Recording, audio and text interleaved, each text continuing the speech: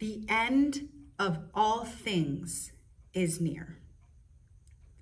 Hey there, my name is Sarah, and I'd like you to join me in 1 Peter 4:7.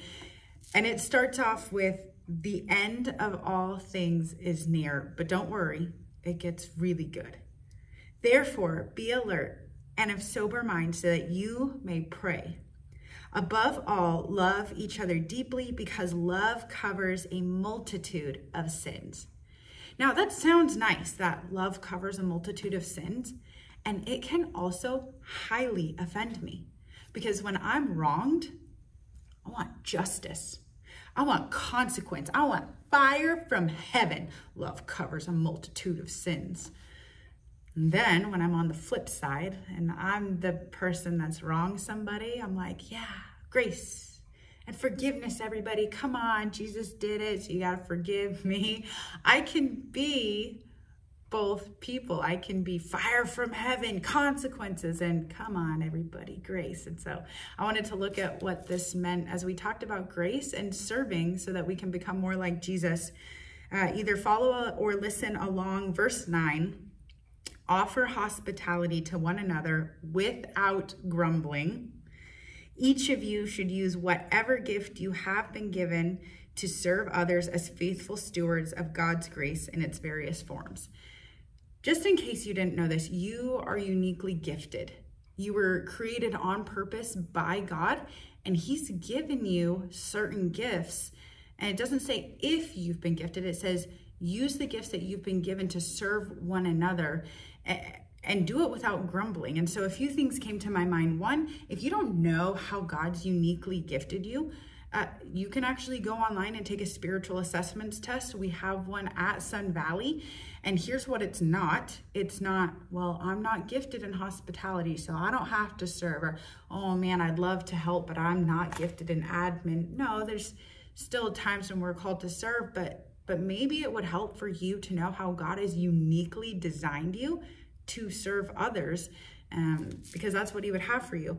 And so as I was reading this, the without grumbling part stuck out, because in my head I was like, okay, well, if I'm using the gifts I've been given, and we don't always get to, but there are going to be times when we're called to love or give grace in a way that's inconvenient.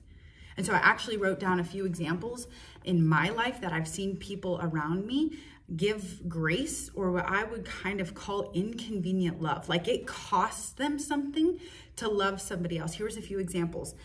Allowing someone to borrow your car. That is inconvenient. Like that is giving someone grace. Volunteering to babysit. Hosting a meal for someone that's new to town or you just started working with. Teaching someone how to budget, or even cutting someone's grass and helping them move. These are just a few examples that I've seen in my life. And so here's my challenge. God's called us to use our gifts. We've been gifted, we're meant to use them. And so how do we do that? We seek people out. The best times I've been served, I love when people say, hey, what do you need? What do you need? Sometimes I don't know. And so there are things like you're in your circumstance, whatever that looks like. And so find someone in your circumstance that you kind of know what they need because you're in that. If you're a single parent, you know what another single parent probably needs without you having to ask, like, hey, what do you need? If you have elderly grandparents or parents that you're taking care of, maybe you have kids, or you know you're in a job that you know what long shifts look like. And so you can actually seek those people out and be like, hey, I'm doing your laundry this weekend. What else, what coffee can I bring you? I don't just be creative in the way that we offer grace to people. So one, we could seek people out to serve them. We can show up and just be present.